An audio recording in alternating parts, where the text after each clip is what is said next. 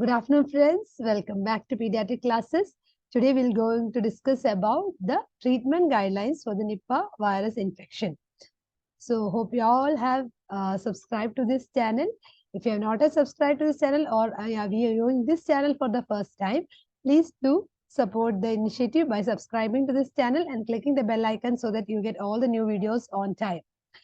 So this guidelines are actually based on the Government of Kerala guidelines, which are dated 16th of this month, 2023. The previous guidelines was on 2021, which has come. This almost, when I read through it, it's almost similar only. So they had come about with a PowerPoint in 2021 also. So some few of the slides are taken from there, acknowledging that, and also this guidelines. It's freely available in the net. Please go through the recent guidelines which is available. So I have taken the few points and we'll be discussing here. So Nipah virus infection, as you know, is a deadly zoonotic disease, and this infection, we came to know of it, or we all started reading about it when actually it came to Kerala in 2018. Actually, this is the fourth outbreak in Kerala. First one was in 2018. Then in 2019, there was one case reported from Kochi. Then 2021, another outbreak in Kozhikode, and this is the fourth outbreak which has happened in Kerala. Previous outbreak before 2018, there were two outbreaks in West Bengal too. So in 2023, the authorities were alerted to the outbreak after two deaths were attributed to the virus. A 49-year-old man named Muhammad Ali died on August 30th, and a 40-year-old Mangalat Harris died on September 11th. On September 13th, their test results confirmed that more men had died of Nipah. One was the patient who had symptoms, and the second case, actually what happened was that person has come to actually visit a patient into the ward. So in addition to these two deaths, there are 6 active cases reported and are under treatment. So, and they are improving, okay. Of the Nipah virus, if you know, it's a highly pathogenic RNA virus belonging to Paramyxoviridae family, and they are grouped under the genus Nipah virus. There are two types. One is a B genotype, which is first seen in Bangladesh, and an M genotype, which is seen in Malaysia. The NIV genome of Kerala strain had around 85 to 96% similarity with the M and B NIV genotype. So now actually the Kerala genotype is actually known as genotype I, or Indian genotype. Large fruit bats of Pteropus genus are the sours. High positivity of NIV was detected in bat food swabs, and it showed persistence of the virus for a couple of hours on contaminated fruits, which enhances the chance of human transmission. And pigs are identified as the intermediate host. Seasonality was strongly implicated in NIV outbreaks in Bangladesh and India. This told to be in December and May. But we have actually now in September, we are seeing cases. That is because we have varied climatic changes happening in our country nowadays. Incubation period is 4 to 14 days. One case got reported actually 15 days of infection. So the maximum incubation period, if you see, it can be ranging even up to 21 days. And that's precisely the reason why we are actually kept the, if a if says up to 21 days can the incubation be the incubation period. So how actually is the transmission? How are they getting transmitted? So one is a spillover transmission from bats, and another thing is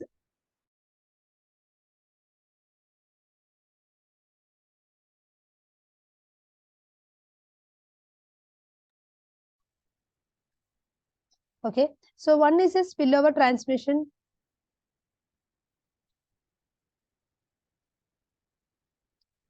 from bats.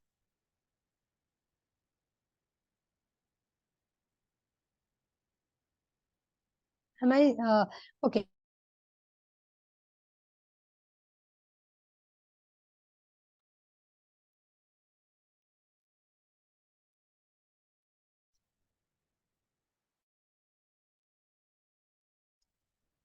And second one is the human to human transmission.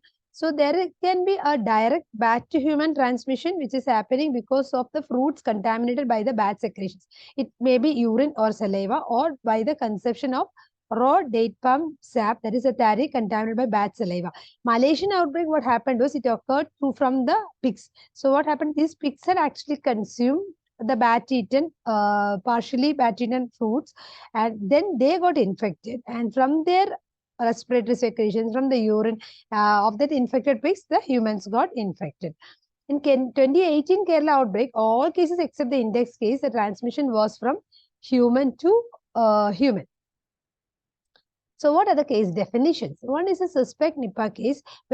So nowadays we'll be a little familiar with the words like suspect, probable, confirmed, etc. Because after the COVID outbreak, we have been reading regularly or talking about it like this. So suspect Nipah case is a person from an area or locality affected by Nipah virus, but who has the following symptoms like acute fever with new onset, altered mental status or seizure, or acute fever with severe headache, or acute fever with cough or shortness of breath. Probable case is the case of patients who resided in the same village as that of the suspect or confirmed case of Nipah were living during the outbreak period and who died before the diagnostic specimens to be collected, or suspect cases who came in direct contact with the confirmed case in a hospital setting during the outbreak and who died before complete diagnostic specimens were collected. That is a probable case. Whereas a confirmed case is any suspected case who has a lab confirmation of Nipah virus, either by a Nipah virus RNA identified by PCR from throat swab, urine, serum or CSF, or isolation of Nipah virus from throat swab, or serum, urine or CSF. So who is a contact? A close contact is defined as a patient who came in contact with the Nipah viral case in at least any of the following. Okay, who was admitted simultaneously in the hospital ward, or who has had a direct close contact during the transportation, or has had direct contact with the deceased or suspected confirmed case of Nipah virus disease at the funeral or during the burial rituals, or the patient has the person has touched the body fluids or the blood of the suspect case of Nipah, or even the fomite spread, that is they have touched the clothes or linens of the suspect case of Nipah. So there are actually two types of contacts. One is a high risk and there's a low risk contacts. However, all these contacts has to be followed up for the appearance and symptoms for the longest incubation period of up to 21 days, and they should be transported to appropriate care facility if they develop symptoms with proper infection control practices. So as I told, there are two risks. High risk means with body fluid contact, or those with a confirmed case, or any patient probable case without a lab confirmed Nipah, or the person has spent time in close proximity or in close space for more than 12 hours. Low risk is any fomite spread, or like they touch the clothing or linen or other things. So what will be the difference about the follow-up action? Difference is, for a high-risk patient, if the patient is asymptomatic, we can just keep the patient at home for quarantine, and we have to actually follow up. They can have health use over telephone twice a day for 21 days. If they become symptomatic, make sure that they get admitted immediately to a isolation ward with the ICU facility. Whereas a low-risk patient, again, asymptomatic means we keep under quarantine and follow up of the fever by telephone, but symptomatic, we have to immediately admit the patient in a designated isolation facility. So what are the clinical features? See, it is like any other viral illness: fever, alternate mental status, severe fatigue, headache, respiratory distress, cough, vomiting, muscle pain. But the clinical triad, if you see, is of the encephalitis, ARDS, or myocarditis. In general, the more problem is the fatality rate is around say 40 to 75%. In some places, it can even go up to 100%. I would like to stress here that in 2018 outbreak, there were around 17 deaths out of the 18 patients. And now you know how such a high mortality and with no definite treatment. That's the thing which is actually making the Nipah a bit more scary or dangerous. So how can we lab confirm it? By real-time RT-PCR of the viral RNA, anti-NIV IgM, or IgG antibodies by ELISA. The recommended samples are throat swab in a viral transport medium, urine 5 ml in universal sterile container, or a blood in a red vacutainer, or a CSF 1 to 2 ml in a sterile container. So the samples include throat swab, urine, blood, and CSF. All should be collected. The samples should be collected in all patients suspect or symptomatic with contact with Nipah as early as possible with all biosafety precautions. To make sure the persons who are actually collecting it should be wearing the proper PPE. And this sample collection should be done only after admission to the isolation facility, and ensuring that The person, as I told, should be following strict, who is collecting the sample also should be following strict infection control practices.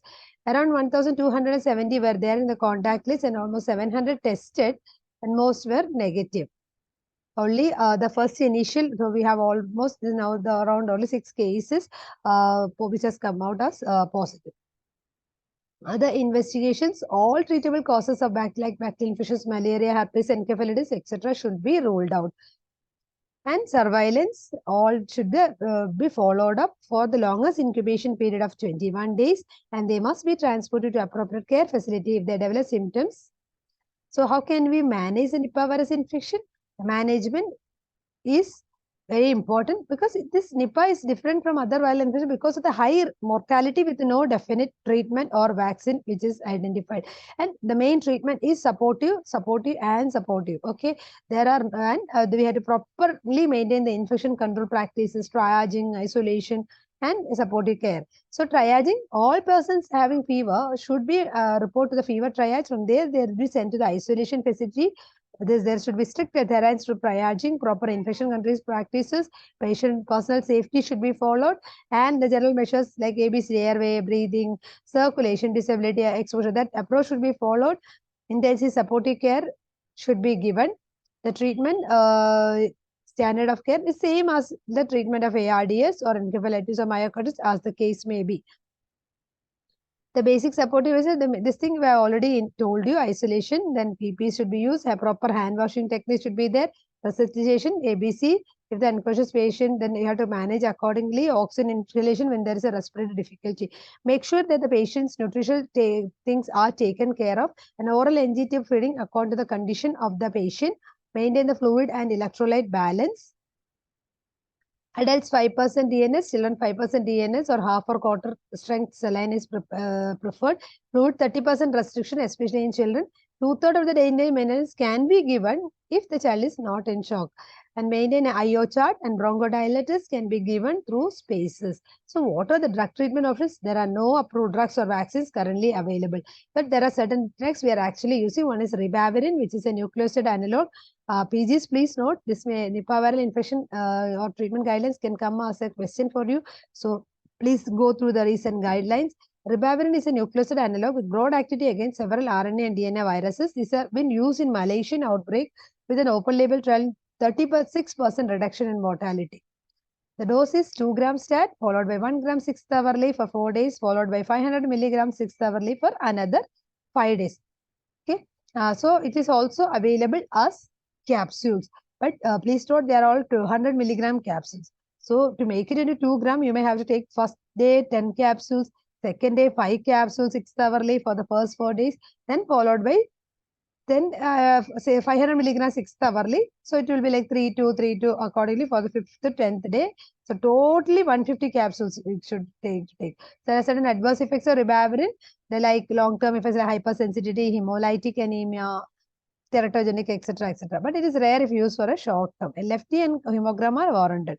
So this is a recent in monoclonal antibody. Actually, last time the government of Kerala had required, by the time it came, the infection got settled. In Kochi, we didn't use it because the patient had symptomatically improved. So this time the monoclonal antibody, this is actually recognizes the G envelope protein of NIV and appears to block the receptor binding site on the protein, preventing the adhesion of this epirin B2 protein, thereby inhibiting the viral entry into the host cell.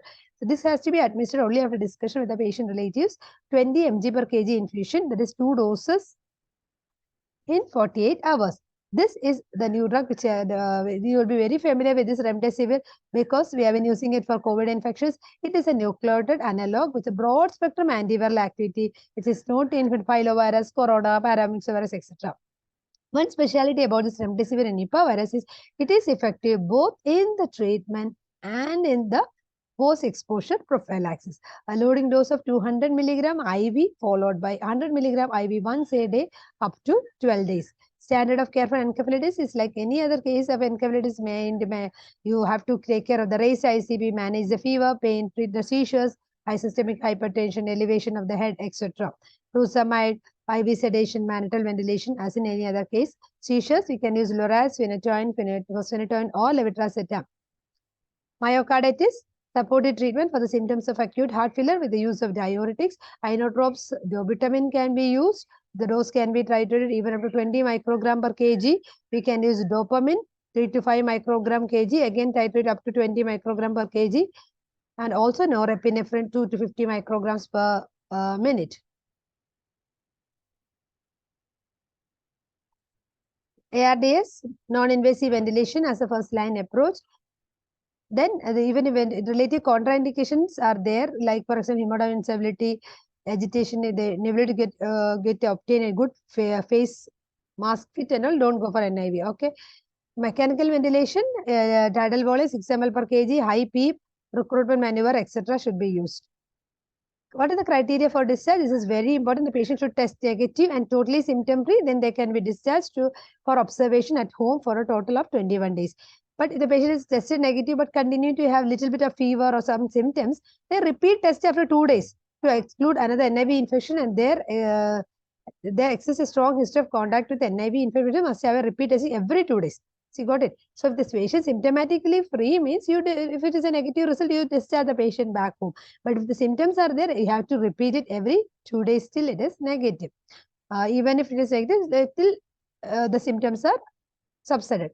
So criteria for discharge is a clinically stable patient. Nipah RT-PCR from all the 3 samples, that is throat swab, urine and blood, should be reported negative on 2 occasions at least 5 days apart. The follow-up patient should be followed for the first 4 weeks after discharge, and again for the long-term follow-up should be there because there are cases of relapse and late onset encephalitis reported.